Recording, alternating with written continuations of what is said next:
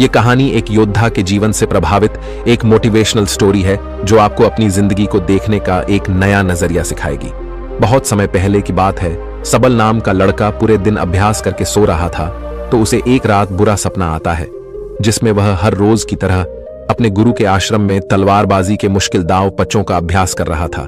उसका अभ्यास अच्छा चल रहा था, लेकिन जैसे ही वह एक ऊंची छलांग लगाकर जमीन में वापस आता है, उसका एक पैर टूटकर कांच के टुकड़ों की तरह बिखर जाता है।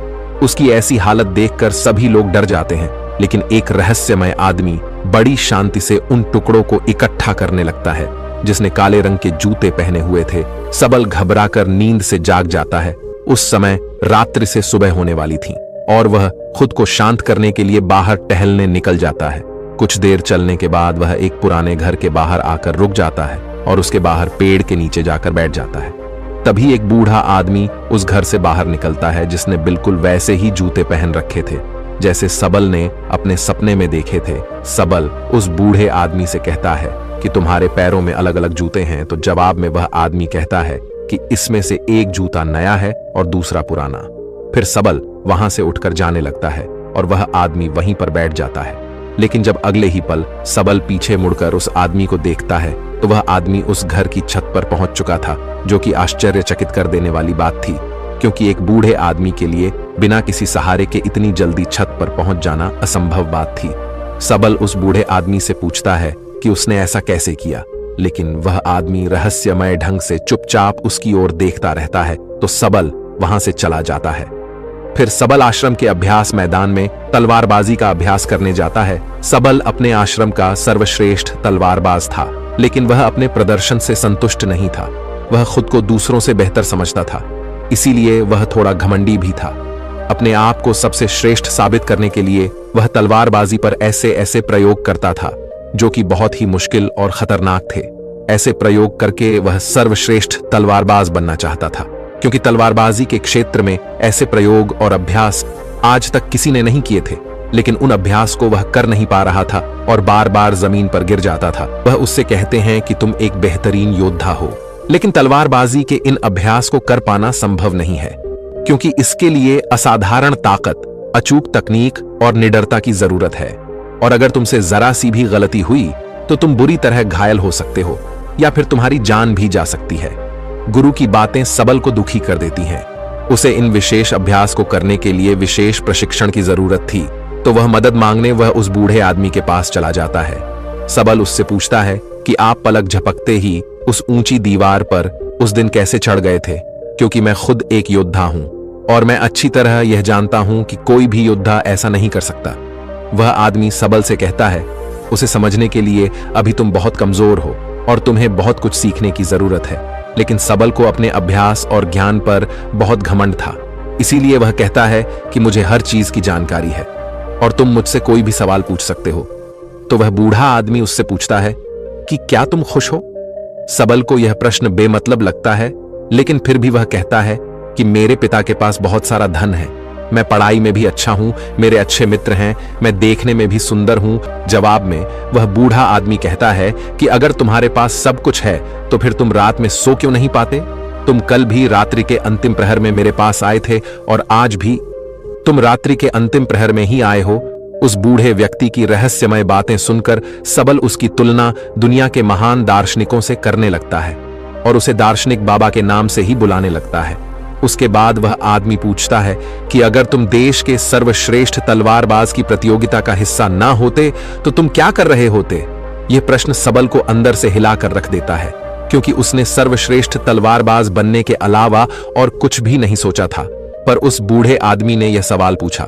क्यों सबल को लगता है कि वह आदमी सनकी है, इसीलिए वह घबराकर वहां से चला जाता है और उसे भूलने का प्रयास करने लगता है। अपनी रोजमर्रा की जिंदगी की तरह वह दोस्तों के साथ मजे करता है, पर इसी दौरान अचानक सिर्फ एक पल के लिए वह दार्शनिक बाबा उसके सामने आ जाता है, जो एक इशारा था कि सबल अपनी हरकतें सुधारे। तो सबल दार्शनिक बाबा से मिलने उसके पास चला जाता है। उन दोनों में थोड़ी बातचीत के बाद ज्योति नाम की लड़की खाना लेकर आती है, जो कि उस बूढ़े व्यक्ति की मुंह बोली बेटी थी। फिर वो दोनों खाना खाने लगते हैं, तो सबल अपने मुंह में खाना ठोसने लगता है और जल्दी जल्दी खाने लगता है। लेकिन दार्शनिक बाबा कहता है कि तुम्हें अपना खाना आराम से आनंद लेते हुए खाना चाहिए, वह कहता है कि तुम्हारे अंदर बहुत सी गलत आदतें हैं और अगर तुम मुझसे प्रशिक्षण लेना चाहते हो तो आज से ही तुम्हें मित्रों के साथ बेमतलब घूमना, नशा करना, मांस खाना, गलत काम बंद करना पड़ेगा। लेकिन सबल को अपने प्रशिक्षण और अभ्यास पर बहुत घमंड था, तो दार्शनिक बाबा उसे कुछ समय के लिए घुटने मोड़कर खड़े रहने के लिए कहता है, जो देखने में तो बहुत आसान लगता है, लेकिन थोड़ी ही देर में सबल का सब्र जवाब दे देता है और वह वहीं जमीन पर गिर पड़ता है। अपना घमंड टूटने और खुद को बेइज्जत महसूस करने के बाद सबल गुस्से में वहां से जाने लगता है। तो दार्शनिक बाबा उसे कहता है कि आत्म अनुभव हमें बहुत सी नई चीजें सिखाता है। हमारे अंदर हर सवाल का जवाब है, इसीलिए बाहर से सोचना बंद करो और अपने अंदर अपने आत्म अनुभव से उनके जवाब ढूंढो। फिर तुम्हें पता चलेगा कि तुम रात को इसलिए नहीं सो पाते क्योंकि तुम अंदर से खाली हो और तुम्हें अपने खालीपन से डर लगता है। वह यह भी कहता है कि एक योद्धा के लिए शरीर और दिमाग दोनों पर नियंत्रण होना बेहद जरूरी है और वह सबल को एक योद्धा की तरह प्रशिक्षित करने के लिए मान जाता है। अगले दिन सबल जब अपने आश्रम के अभ्यास मैदान में जाता है तो वहां उसे पता चलता है कि उसके मित्र के हाथ में अभ्यास के दौरान गहरी चोट आ गई है और अब उसका मित्र देश की सबसे बड़ी प्रतियोगिता में हिस्सा नहीं ले पाएगा। इस बात से सबल के मित्र को प्रशिक्षित करने वाला शिक्षक बहुत परेशान था क्योंकि वह तीरंदाजी में सबसे श्रेष्ठ योद्धा था। रात को सबल फिर दार्शनिक बाबा से मिलने जाता है। उस समय दार्शनिक बाबा बैलगाड़ी के पहिए को सुधार रहे थे। वह सबल से एक लोहे का टुकड़ा मांगता है तो सबल जानबूझकर उस लोहे के टुकड़े को बाबा की तरफ तेजी से फेंकता है, लेकिन बाबा बिना उसकी ओर देखे बड़ी आसानी से उस लोहे के टुकड़े को अपने हाथों में पकड़ लेता है। सबल दोबारा से ऐसा करता है, लेकिन दार्शनिक बाबा फिर से उसे बिना देखे पकड़ लेता है। दार्शनिक उससे कहता है कि हमारे दिमाग में लाखों बेतुके विचार चलते रहते हैं जो हमारे लक्ष्य को धुंधला बनाकर हमें भटका देते हैं। फिर वह सबल को थप्पड़ मारकर उसे उकता है और बदले में मुक्का मारने के लिए कहता है। पहले तो सबल शांत रहता है, लेकिन जब वह दार्शनिक बाबा पर हमला करता है तो दार्शनिक उसे पलक झपकते ही उसे नीचे गिरा देते हैं और उससे कहता है कि अपने लक्ष्य के अलावा जो कुछ भी तुम्हारे दिमाग में चल रहा है वह सब बेकार है। उस कचरे को अपने दिमाग से बाहर निकाल दो। और वह उसे अगली सुबह नदी के पुल के ऊपर मिलने बुलाता है। अगले दिन जब सबल नदी के पुल पर पहुंचता है तो दार्शनिक उसे धक्का देकर पुल से नीचे गिरा देता है। सबल गुस्से में दार्शनिक पर चिल्लाने लगता है। तब दार्शनिक कहता है, जिस पल तुम नीचे गिर रहे थे उस पल तुम्हारा दिमाग बिल्कुल खाली था, अब फिर से उसमें कचरा भर चुका है। सबल गुस्से में कहता है कि मेरे दिमाग में कोई कचरा नहीं भरा है। तो दार्शनिक सबल के दिमाग पर नियंत्रण करके वह सब देखने लगता है जो उसके दिमाग में चल रहा था। फिर वह कहता है कि अगर तुम अपना ध्यान इन फिजूल के विचारों में रखोगे तो तुम अपने वर्तमान के पलों को जी नहीं पाओगे, और जब तुम अपना सारा ध्यान वर्तमान के पलों में रखोगे तब तुम्हें पता चलेगा कि तुम क्या कर सकते हो और इतने अच्छे से कर सकते हो। सबल को चोट लगने के बाद तीरंदाजी सिखाने वाला शिक्षक सभी छात्रों की परीक्षा ले रहा था। इस दौरान सबल दार्शनिक के सिखाए तरीके से अपने ध्यान को एकाग्र करने में सफल हो जाता है और पूरी एकाग्रता के साथ तीरंदाजी का बेहतरीन प्रदर्शन करके दिखाता है, जो कि शायद उसके मित्र से भी बेहतर था। सभी लोग ऐसे प्रदर्शन को देखकर हैरान रह जाते हैं। फिर उस रात दार्शनिक को पूरी बात बताता है। वह खुश था और उसे अपने प्रदर्शन पर नाज था क्योंकि दूसरे खिलाड़ी योद्धा उससे जलने लगे थे, लेकिन दार्शनिक को उसकी बातों में कोई दिलचस्पी नहीं थी। वह कहता है कि तुम अभी भी अतीत में जी रहे हो और तुम्हें अपने प्रदर्शन पर घमंड भी है। इसका मतलब अभी तुम कुछ भी नहीं सीखे। इतना कहकर वह उसे घर जाने के लिए कहता है और आज रात उसे कुछ भी सिखाने से मना कर देता है। लेकिन यहां कुछ अजीब होता है। सबल वहां छुपकर सुबह होने का इंतजार करता है और सुबह होते ही दार्शनिक का पीछा करने लगता है। दार्शनिक सांभर के अभ्यास मैदान में चला जाता है और जाकर एक ऊंचे स्थान में बैठ जाता है। सबल दार्शनिक के बगल में जाकर बैठता है तो वह महसूस करता है कि वह सभी खिलाड़ी योद्धाओं के दिमाग को पढ़ पा रहा है। वह उनके दिमाग में चल रही सभी बातों को सुन सकता है। उसे हैरानी तो तब होती है जब सबल स्वयं को उस अभ्यास मैदान में आते हुए देखता है।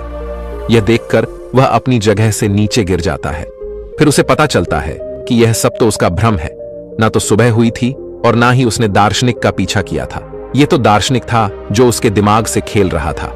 दार्शनिक उससे कहता है कि अभी तो तुम्हें बहुत कुछ सीखना बाकी है, लेकिन सबल बुरी तरह से डर चुका था तो वह घबराकर वहां से चला जाता है इस घटना का सबल पर उल्टा असर पड़ता है। उसका आत्मविश्वास नीचे गिरने लगा था, जो उसके साथी योद्धा भी महसूस करते हैं और उसका शिक्षक भी, क्योंकि उसका प्रदर्शन कमजोर पड़ने लगा था। अगले दिन वह दार्शनिक के घर के बाहर ज्योति को देखता है, जो कि दार्शनिक के लिए खाना लेकर आई थी। वह उससे कहता है कि मुझे लगा था कि दार्शनिक के तरीकों से मैं एक बेहतर योद्धा बन सकता हूं, लेकिन मेरे साथ बिल्कुल उल्टा हो रहा है। फिर दार्शनिक सबल से वो सारे काम करवाता है जो आज से पहले उसने कभी नहीं किए थे। उसका प्रदर्शन सुधरने की बजाय दिन प्रतिदिन खराब होता जा रहा था, क्योंकि वह दार्शनिक की शिक्षाओं को समझ नहीं पा रहा था। और एक दिन तंग आकर वह दार्शनिक से झगड़ने लगता है। वह कहता है कि गंदगी साफ करके मैं कौन सा योद्धा बन सकता हूं, लेकिन दार्शनिक कहता है कि मैं तुम्हें किसी भी स्थिति में ध्यान करना सिखा रहा था और इससे तुम्हारा घमंड और बुरी आदतें कम हो जाएंगी। लेकिन सबल का गुस्सा बढ़ता ही जा रहा था। वह कहता है कि तुमने पहले दिन मुझसे पूछा था कि क्या मैं खुश हूं, तो आज मैं तुमसे पूछता हूं कि क्या तुम इस खंडहर घर में खुश हो। असल में सबल को लगता है कि दार्शनिक जिंदगी से हारा हुआ व्यक्ति है, जो अपनी जिंदगी में सफल नहीं हो पाया है, और उसकी रहस्यमयी बातें सुनकर वह गलती से उसके चक्कर में फंस गया है। दार्शनिक उसे अपनी भावनाओं पर काबू करने के लिए कहता है, लेकिन सबल तो उसकी एक भी सुनने को तैयार नहीं था और गुस्से में वह दार्शनिक से कहता है कि अपनी खुशी में खुद तलाश लूंगा और अपना प्रशिक्षण छोड़कर वहां से चला जाता है।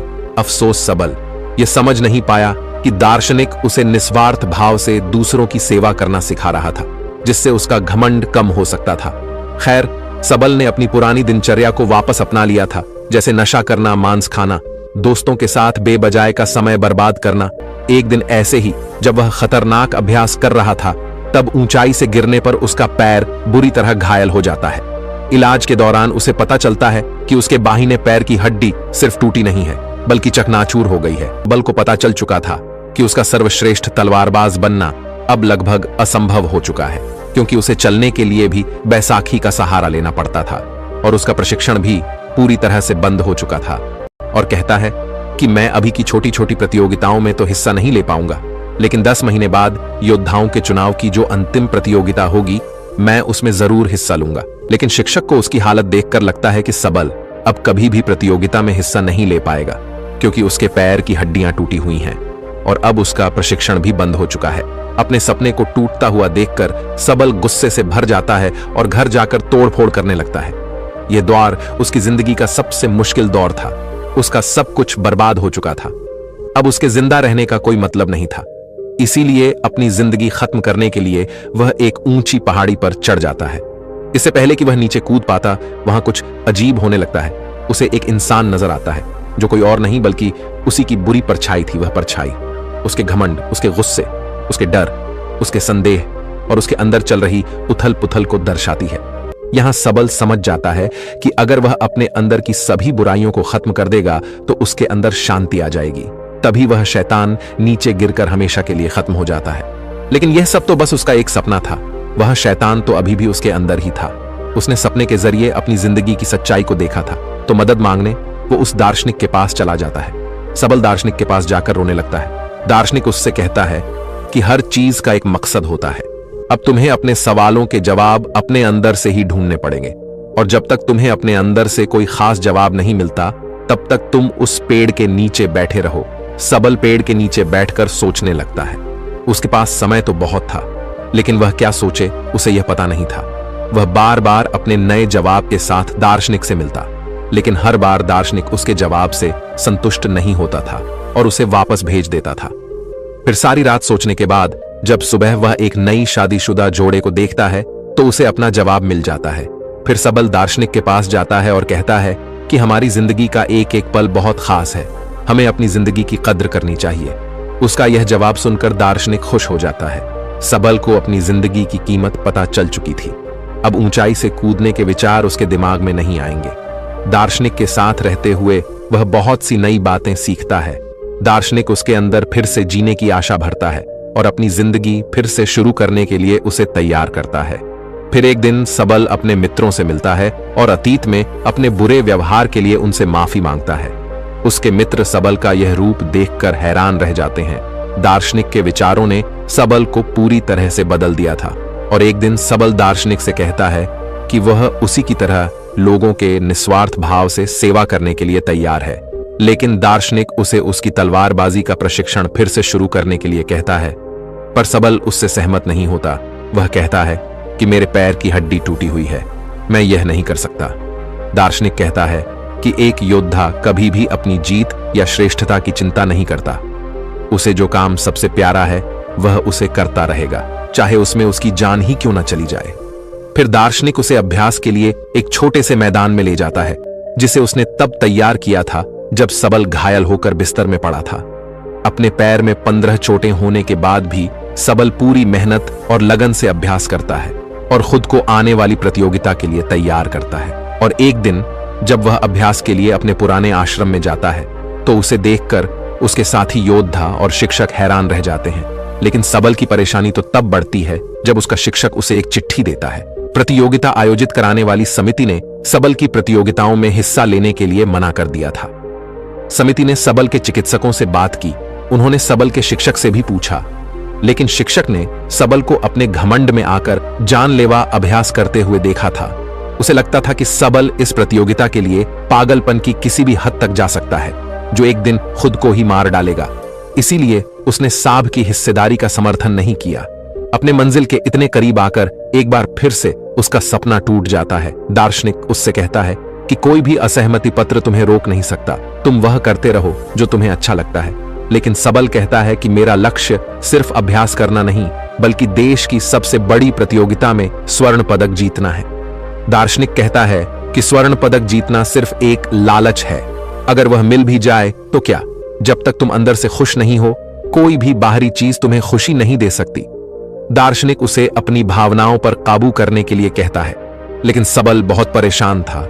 वह गुस्से में आकर दार्शनिक से कहता है कि मैं अपना सब कुछ छोड़ने के लिए तैयार था, लेकिन तुमने मुझे फिर से प्रशिक्षण के लिए कहा।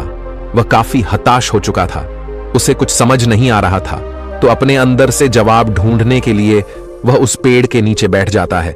दार्शनिक उसकी तरफ को देखता है तो उसे कल सुबह अपने साथ एक पहाड़ के ऊपर चलने के लिए कहता है, जहां कोई खास चीज है। फिर अगली सुबह सबल बुरी तरह थका देने वाला लंबा सफर तय करता है। दार्शनिक उसके आगे की तरफ था और पीछे पीछे सबल। जब वह पहाड़ी की चोटी पर पहुंचते हैं तो सबल दार्शनिक से पूछता है कि बताओ, आप मुझे क्या दिखाना चाहते थे, ये पहाड़, ये नजारा या फिर कुछ और? तो दार्शनिक उसके पैर के पास पड़े एक पत्थर की ओर इशारा करता है और कहता है कि मैं तुम्हें यह पत्थर दिखाने के लिए यहां लाया हूं। इतना सुनने के बाद सबल निराश हो जाता है। वह कहता है कि आधे दिन का इतना लंबा सफर तय करके हम यहां इस मामूली पत्थर को देखने आए हैं। फिर उसे एहसास होता है कि दार्शनिक जरूर उसे कुछ समझाना चाहता है। थोड़ी देर सोचने के बाद वह समझ जाता है कि जब तक उसे मंजिल के बारे में पता नहीं था, तब तक वह अपने सफर का आनंद ले रहा था और वह खुश था। लेकिन जैसे ही वह मंजिल तक पहुंच गया, उसकी खुशी खत्म हो गई, क्योंकि जो खुशी सफर में है वह मंजिल को पाने में नहीं। सबल यह भी समझ चुका था कि उसका लक्ष्य हासिल करने का सपना भी इस पत्थर की तरह ही है, जिसे हासिल करने या ना करने से कोई फर्क नहीं पड़ता। वह बिना किसी हार जीत की चिंता किए अभ्यास के मैदान में अभ्यास करने लगता है। उसका बेहतरीन प्रदर्शन अभ्यास देखकर सभी हैरान हो जाते हैं और उसका शिक्षक उसे अंतिम चुनावी प्रतियोगिता में ले जाने के लिए मान जाता है। सबल अपने साथ दार्शनिक को भी ले जाना चाहता था, लेकिन जब वह उस पुराने घर में पहुंचता है तो उसे पता चलता है कि दार्शनिक वहां से हमेशा के लिए जा चुका है। शायद दार्शनिक अपना काम पूरा कर चुका था। फिर अंतिम चुनावी प्रतियोगिता में सबल अपना सर्वश्रेष्ठ प्रदर्शन करता है। उसका अपने दिमाग पर पूरा नियंत्रण था। उसे प्रतियोगिता जीतने का लालच या डर नहीं था, वह तो बस इस पल का आनंद ले रहा था। इतनी भयंकर दुर्घटना के बाद भी उसका ऐसा श्रेष्ठ प्रदर्शन देखकर सभी लोग बहुत ज्यादा हैरान थे। इसके बाद सबल ने अंतिम प्रतियोगिता में देश के सबसे बड़े योद्धा का खिताब जीता। सबल ने अपनी किताबों और बातों के माध्यम से दार्शनिक के विचारों को जन समूह तक पहुंचाने का प्रयास किया। दोस्तों, आपने आज के इस वीडियो से क्या सीखा वह मुझे आप कमेंट में बता सकते हैं। इसी के साथ में उम्मीद है कि आपको आज की वीडियो पसंद आई होगी, तो इस वीडियो को उस इंसान को शेयर करें जिससे यह कहानी सुनने की जरूरत है, और उसी के ठीक बाद चैनल को सब्सक्राइब करें। तो चलिए फिर मिलते हैं ऐसी एक और नई वीडियो में एक नए मैसेज के साथ। तब तक के लिए अपना ख्याल रखें। धन्यवाद।